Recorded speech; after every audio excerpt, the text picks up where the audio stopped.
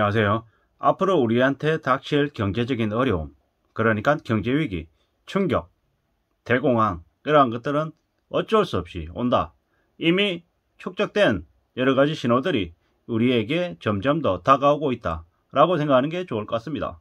그냥 그저 그렇게 아무런 일 없이 그냥 어물쩍 넘어갈 수는 없더라는 거죠. 제가 어제도 그제도 그저께도 그 주변에 있는 지역의 아파트를 둘러봤습니다.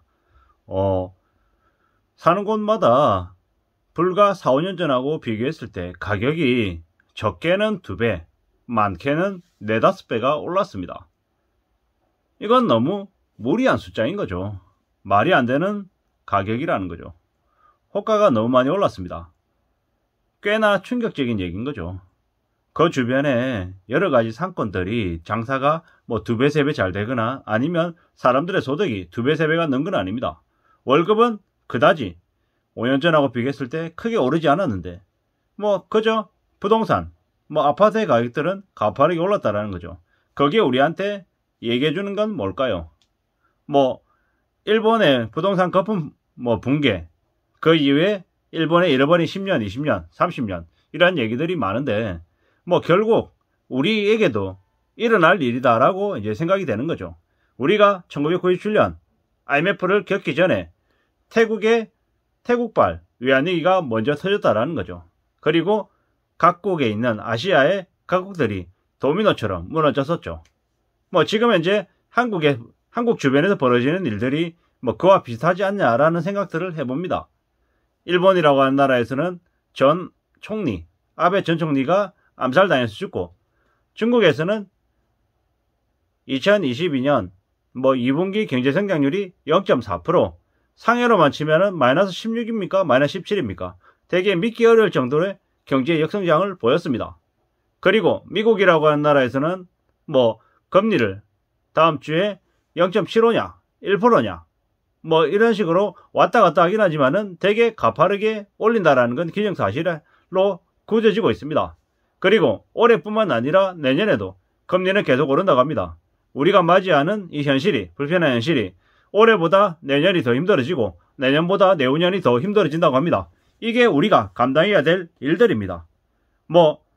자영업자의 원금 상환이나 이자 납부, 유예, 이것도 언제까지 계속 뒤로 미룰 수 없는 거죠. 일정 부분은 터질 수밖에 없다라는 거죠. 2030들, 연끌하고 비토한 이들 중에서 감당 못할 빚 때문에 놔버리는 사람들도 분명히 나온다라는 거죠. 다주택자 중에서 다중채무를 지고 있는 사람들, 금리가 가파르게 오르면서 그걸 부담 못하는 이들은 또 그들대로 또 포기해버리고 또 경매 나오고 파산되고 이런저런 여러가지 어려운 일들이 벌어진다라는 거죠. 그냥 아무렇지도 않게 넘어갈 수 있는 일들이 절대로 못 된다라는 말씀을 드립니다. 가계부채가 심각한데 기업이나 정부의 재정이 그나마 괜찮다라고 하면 일정 부분은 좀 떠안아줄 수도 있을 텐데, 지금은 정부의 재정도, 기업의 부채도, 가계의 부채도 전 분야들이 모두 다 부채가 상상을 초월할 정도로 심해져 있기 때문에 어디 하나 좀 서로 이렇게 좀 쉐어하거나 할 수 있는 여건이 못 된다라는 거죠. 이게 매우 우려스러운 한국의 상황이라는 거죠. 부동산 가격이 저렇게 높아진 거에 대해서 미국도 그랬다, 유럽도 그랬다, 이런 얘기들로 한국의 상황이 상대적으로 괜찮은 것처럼 아무리 얘기해본들 소용이 없다라는 거죠. 이미 우리는 GDP 대비 가계부채가 100%가 넘어간 걸 잘 알고 있습니다. OECD 국가들 중에서 가계부채는 1등입니다. 안 좋은 쪽으로 1등이죠. 그 안 좋은 쪽으로 1등인 그 가계부채가 그로 인한 경제적인 폭탄이 터진다라는 건 자명한 사실입니다. 꽤나 힘들고 꽤나 어려운 일입니다. 6월 달에 RRP를 시행했다고 하죠. 그 RRP는 뭡니까? 베일인 제도를 시행하기 위한 사전 단계라고 합니다. 베일인 제도, 예금자 손실 부담하게끔 하는 거죠. 결국에는 그 금융기업들이 망하는데 일정 부분 국민들, 그러니까 예금자들, 투자자들의 손실도 같이 떠안아라고 하는 수작인 거죠. 이런 것들을 볼 때 한국이라고 하는 나라, 정부라고 하는 곳이 정말 국민들을 위한 곳인가? 아니면 그냥 대기업과 재벌, 족벌가들을 위한 곳인가 라는 생각을 하게 됩니다. 우리는 우리 스스로 자기 자신의 재산을 더욱더 지키는데 신경을 쓰고 관심을 가져야 됩니다. 그냥 에이 설마 그럴까? 아이 그럴 리 없어. 절대 그럴 리 없어. 이런 식으로 남들이 얘기하는 가짜 전문가들 그리고 언론의 앞잡이들이 하는 얘기에 절대로 넘어가서는 안 되겠다라는 말씀을 드립니다. 기억하시는지 모르겠지만은 2021년 말 2022년 연초만 해도 언론에서는 뭐라고 했냐면 한국의 기준금리가 2% 넘어갈 리 없다. 절대로 그럴 수 없다. 2% 넘어가면 나라가 망하기 때문에 그러지 못한다. 이런 얘기들 되게 많이 했습니다. 근데 어떻습니까 지금? 벌써 지금 현재 7월인데 한국의 기준금리는 2.25%입니다. 연말이 되면 얼마나 갈까요? 3.5가 될 수도 있고 3.75가 될 수도 있습니다. 이게 지금 현재 한국이 감당해야 될 모습입니다. 한국이 에이 설마 한국의 기준금리가 3.5, 3.75까지 간다고? 그럴 리 없을 거야. 그럴 리 없다라고 얘기하는 사람들의 말을 더더욱더 의심해봐야 될 것 같다는 말씀을 드립니다. 지금 현재 한국의 상황은 많이 안 좋습니다. 안 좋은 이유는 계속 반복해서 말씀드리지만 지금 한국의 정부가 리더십을 보이지 못하고 있다는 거죠. 그 정점에 윤석열 대통령이 있습니다. 빵 사 먹으러 다니고 영화 보러 다니고 쇼핑하러 다니고 이러는데 술 마시고 다니는데 무슨 국정이 눈에 보이겠습니까? 가만히 그냥 예전에 있던 청와대로 그냥 들어갔으면 되는데 괜히 나와가지고 지금 도 스태핑이니 뭐니 하는데 제대로 된 얘기를 하지도 못하고 있습니다. 참 그럴 거면 왜 그걸 하는지 모르겠다라는 거죠. 대통령이라고 하는 자리는 좀 더 무거워야 되고 신중해야 되고 많은 국민들에게 안심을 지켜줘야 되는 역할을 해야 되는 사람입니다. 절대로 자기가 하고 싶은 얘기 다 하고 속내 다 드러내서는 안 된다는 말씀을 드립니다.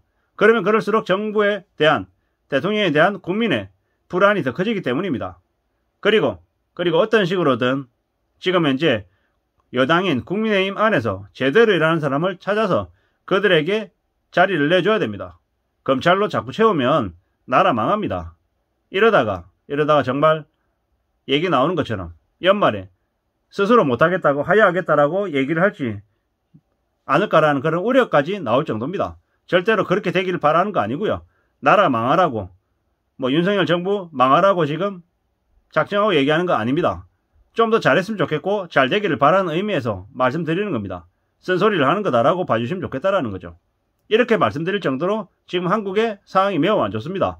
정치적인 불안, 혼란이 심하고 경제적인 우려는 더 커지고 있다는 거죠.